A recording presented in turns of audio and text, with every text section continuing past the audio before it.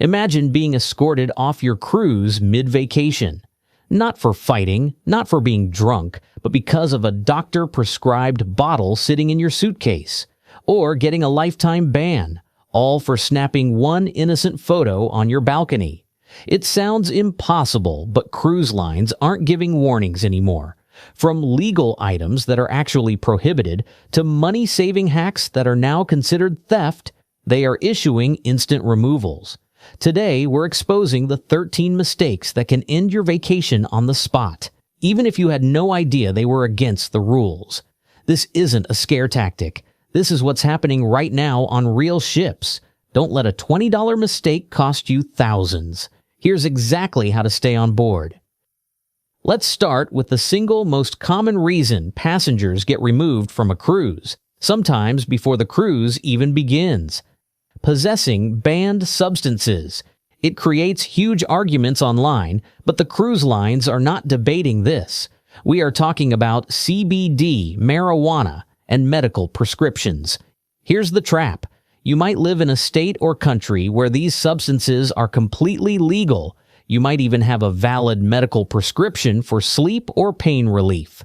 None of that matters the moment you step onto cruise terminal property. Cruise terminals and ships follow federal law and international maritime law. In the eyes of the cruise line, that prescription is invalid. Many lines now use sniffer dogs at embarkation. If they find CBD gummies, oils, or any cannabis product in your bag, you're not just losing the item, you're getting denied boarding. No refund. Vacation over. Don't risk a $5,000 cruise for a $20 bottle of supplements. Leave them at home. And if you think they don't actually enforce this, here's a recent example. A TikToker boarding Mariner of the Seas brought legally prescribed medical marijuana. Didn't matter. Security reviewed it, and the senior officers decided he had to go.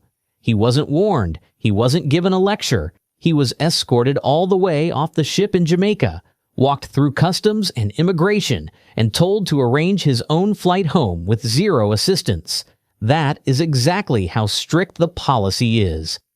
The second legal trap happens during your cruise: bringing weapons on board. You're in a port and you see a cool souvenir, maybe a ceremonial knife, a vintage replica pistol, or even a pair of specialized large scissors. You buy it, put it in your backpack, and try to reboard. When the X-ray machine spots it, you have a problem. While some security teams might just confiscate it and hold it until the end of the cruise if you try to conceal it, or if it violates the ship's specific prohibited items list, like pepper spray, which is illegal in many Caribbean nations, you can be detained by local authorities or denied reboarding. And remember, cruise lines consider weapons differently. The definition varies by cruise line, and failing to declare one, even accidentally, can lead to denial of boarding before the trip even begins. If you buy a weapon-like souvenir, declare it immediately to security before you put your bag on the belt. Honesty is the difference between a held item and a security threat. To round out this list of legal traps, we have the modern headache: flying drones from the ship. Most cruise lines allow you to bring them, but you can only use them on land. If you try to launch a drone from the ship, even just to get a cool shot of the wake, you are violating international safety laws. It interferes with ship navigation and privacy. Best case, they confiscate the drone. Worst case, if you fly it near the captain's bridge or in a restricted port, you're off the ship at the next stop. Just keep it in the case while on board. Now we move to the gray area. These are the things passengers do to save money or time, thinking they are outsmarting the system. But the cruise lines have caught on, and their reaction is getting aggressive. Mistake number 4 is sharing the drink package. We've all seen it. One person buys the deluxe beverage package for $80 a day, and the other person stays sober but takes a sip of every cocktail. Or worse, the package holder grabs a beer, hands it off, and goes back for another 5 minutes later. You need to know that modern ships track the frequency of your orders, and bartenders are trained to spot pass-offs. If you get caught, they don't just say, "Don't do that." They will cancel your package without a refund, charge you full price for every drink you did consume, and in extreme cases of fraud, they can disembark you for theft of services. Related to this is mistake number 5, providing alcohol to minors. This is where people get confused by geography.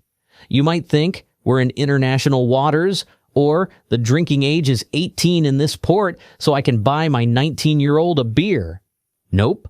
Most U.S.-based cruise lines, Royal Caribbean, Carnival, Disney, enforce a strict 21-plus drinking age everywhere, no matter what country you're near. Buying alcohol for a minor isn't a small rule break. It's a major liability issue. And here's the part most people don't know. The consequences don't just apply to the person who hands the drink to the minor. Carnival's contract explicitly says that if you buy or attempt to buy alcohol for someone under 21, the cruise line can disembark you and any adults traveling with that minor. One beer, one handoff, and your entire group can be removed at the next port with no refund and no help getting home. Cruise lines treat alcohol to minor violations as a serious safety and legal threat, not a mistake. But the fastest way to get kicked off before the ship even leaves the pier isn't alcohol. It's ego. Mistake number 6 is skipping or hiding during the mandatory muster drill. Seasoned cruisers often think, "I've been on 20 cruises, I know how to put on a life jacket." The captain does not care. Maritime law requires 100% passenger accountability before the ship can sail. If you are the person hiding in the buffet or the bathroom to avoid the drill, you are holding up 4,000 other people. And yes, people are removed for this. If you refuse to scan your card for the drill after being paged, security will escort you off the ship with your luggage. The ship will leave without you. Do not test them on this. There's one more rule that surprises a lot of cruisers. Mistake number 7, lying on the health questionnaire. That little form you fill out before boarding actually matters. Cruise lines still have the authority to enforce isolation, cabin confinement, or emergency disembarkation if they believe you're a health risk to the ship. Carnival's cruise ticket contract states they can confine guests to their rooms or remove them to prevent the spread of illness. Norwegian goes even further, saying they may impose quarantine, confinement, or disembarkation if they decide it's necessary for safety. Here's the important part. You must be truthful on your pre-boarding health questionnaire. If you start feeling sick on board, contact the medical center instead of trying to hide it. Lying on the form or ignoring symptoms can be treated as a violation of the health policy. And yes, it can get you removed at the next port. It's rare, but it is within their authority, and the contracts spell it out clearly. If there is one thing that keeps a ship captain awake at night, it isn't storms, it's fire. That brings us to mistake number 8. Smoking on balconies. You might think you are being sneaky by leaning over the rail or waiting until 2 a.m. to smoke or vape on your private balcony.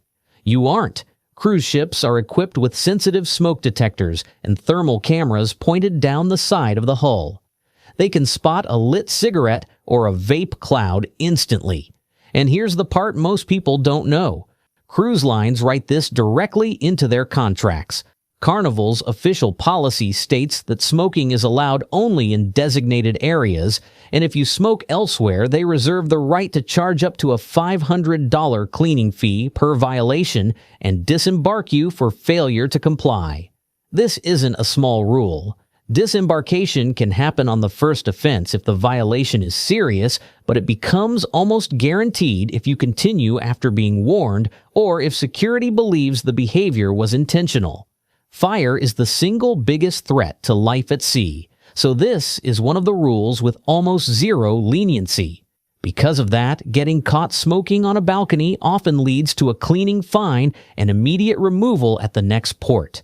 No refund, no debate, no exceptions. Mistake number 9 is driven by social media. Sitting on railings. We see it all the time.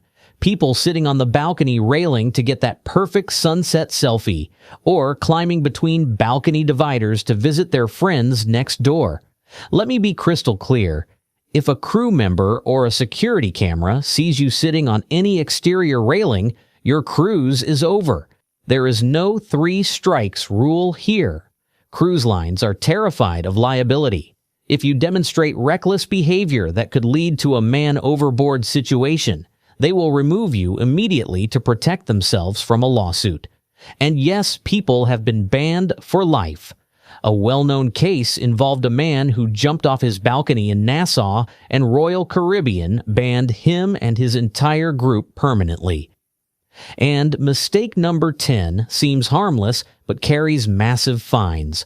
Throwing items overboard. Whether it's a message in a bottle, a cigarette butt, or leftover food to feed the fish, don't do it. International maritime laws are incredibly strict about ocean dumping. The ship has cameras covering the hull to catch this. If the ship gets fined for pollution because of you, they will pass that fine on to you, and then they will kick you off. Now let's talk about the rules involving the crew. We all love the crew members. They work incredibly hard. But mistake number 11 is fraternizing with crew. It happens more often than you think. A passenger develops a crush on a bartender or a dancer and invites them back to their cabin. You need to know this. Crew members are strictly forbidden from entering guest cabins unless they are on duty for housekeeping or maintenance. If you invite a crew member to your room for private time, you're likely getting them fired. And you will be off the ship for compromising security. Related to this is mistake number 12, entering restricted areas. We are all curious about what life is like below deck. But if you slip through a door marked crew only just to look around or take photos, security treats that as a serious breach. In the post-9/11 world, wandering into operational areas is a fast track to an interrogation room. And mistake number 13. Let's call it disruptive intimacy. Cruise ship walls are thin, very thin. If your evening activities are loud enough to wake up the neighbors, security will knock on your door. It sounds funny, but if you continue after a warning, or if your behavior spills out onto the balcony in view of other ships or cameras, it becomes public indecency or guest disturbance. And yes, families have been removed for this. And for more serious behavior like fighting or assault, you may be temporarily held in the ship's brig until the ship reaches the next port. Yes, cruise ships do have holding cells. Finally, let's do the speed round. These are the common sense crimes that I hope none of you would ever commit, but they result in an immediate lifetime ban. Physical violence. One punch and you're in the ship's brig until the next port. Verbal abuse. Screaming at or threatening crew members is not tolerated. Theft. Stealing from shops or other passengers. Tampering with safety equipment. Touching lifeboats or pulling fire alarms. Pranks. Harassing people for social media views. Threatening self-harm. The ship considers you a medical liability and will disembark you for your own safety. And fishing off the balcony. Yes, people actually try this. Don't do it. And if you think cruise lines don't actually enforce these rules, here's a real example from just recently. A group of live streamers on Royal Caribbean's Harmony of the Seas started picking fights, harassing other guests, and causing repeated disturbances. Security didn't play around. 7 of them were removed from the ship mid-cruise and left in Honduras and Mexico to find their own way home. They had to pay for emergency transportation, hotels, and last-minute flights, thousands of dollars out of pocket, while the rest of the ship sailed on without them. Let that sink in. One night of stupid behavior cost them an entire vacation and a very expensive trip home. Cruise lines absolutely will remove you if you disrupt the safety or peace of the ship. Before we wrap up, there's one thing you need to understand about cruise rules. Every cruise line has a guest conduct policy, and when you book your trip, you legally agree to follow it. And here's the part most passengers don't realize. The captain and the ship's security team have full authority to decide whether any violation is severe enough for removal. That means you won't always get kicked off for breaking a rule, but you can be instantly if they decide your behavior threatens safety, security, or the comfort of other guests. No refund, no appeals process, no, let me talk to someone else. Cruise ships are private vessels under maritime law, and the captain's decision is final. Think of it like this. Breaking the rule doesn't always guarantee removal, but removal is always on the table. So please, don't let a moment of carelessness or a forgotten item in your luggage ruin the vacation you worked so hard for. Now I want to hear from you. Have you actually seen any of these things happen on a cruise?